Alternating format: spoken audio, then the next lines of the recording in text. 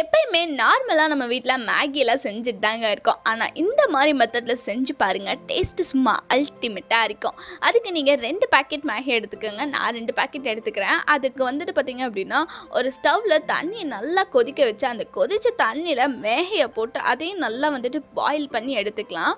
Boil பண்ணி எடுத்த மேகியை நல்லா வாஷ் பண்ணிக்கிறீங்க. அப்போ தான் அது மேலே மெழுகு இருந்துச்சு அப்படின்னாலுமே போயிடும்.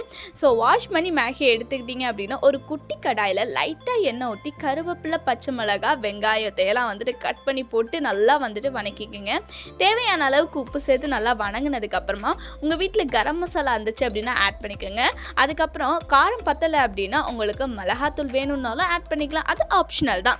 ஸோ ஆட் பண்ணி நல்லா வந்துட்டு மிக்ஸ் பண்ணிக்கிடலாம்.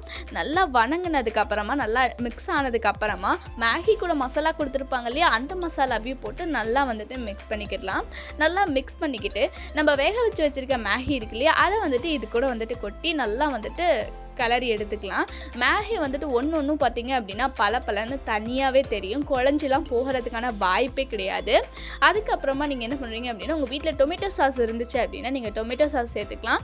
இல்லைன்னா வெங்காயம் வணக்கும் போதே ஒரு தக்காளியை நல்லா வணக்கிடுங்க. ஸோ டொமேட்டோ சாஸ் சேர்த்து நல்லா வந்துட்டு மிக்ஸ் பண்ணிக்கிடலாம். மிக்ஸ் பண்ணதுக்கப்புறமா அவ்வளோ தாங்க, சூப்பரான மேகி வந்துட்டு பார்த்திங்க அப்படின்னா ரெடி ஆயிடுச்சு. பட் இன்னும் முடியல. அது கூட நம்ம இன்னொன்று சேர்க்க வேண்டியது இருக்குது. என்ன அப்படின்னா, ஒரு எக்கை வந்துட்டு நல்லா ஃப்ரை பண்ணி எடுத்துக்கோங்க. ஃப்ரை பண்ண எக்கை இது கூட சேர்ந்து நல்லா வந்துட்டு மிக்ஸ் பண்ணி விட்டுருங்க. மிக்ஸ் பண்ணிட்டீங்க அப்படின்னா சூப்பரான மேகி வந்துட்டு பார்த்திங்க அப்படின்னா கலர்ஃபுல்லாக ரெடி ஆயிரும். கண்டிப்பாக இந்த மாதிரி மெத்தடில் ட்ரை பண்ணி பார்த்துட்டிங்க அப்படின்னா டேஸ்ட்டுமே வந்துட்டு சூப்பராக இருக்கும். அதே மாதிரி மேகியுமே வந்துட்டு பார்த்திங்க அப்படின்னா நல்லா தனித்தனியாக இருக்கும். ஒன்றோட ஒன்று ஒட்டவே ஒட்டாது. நல்லா சூப்பராக இருக்கும். கண்டிப்பாக ட்ரை பண்ணி பாருங்கள். ட்ரை பண்ணி பார்த்துட்டு எப்படி இருக்குன்றதை மறக்காமல் கமெண்ட்டில் சொல்லுங்கள். தேங்க்யூ.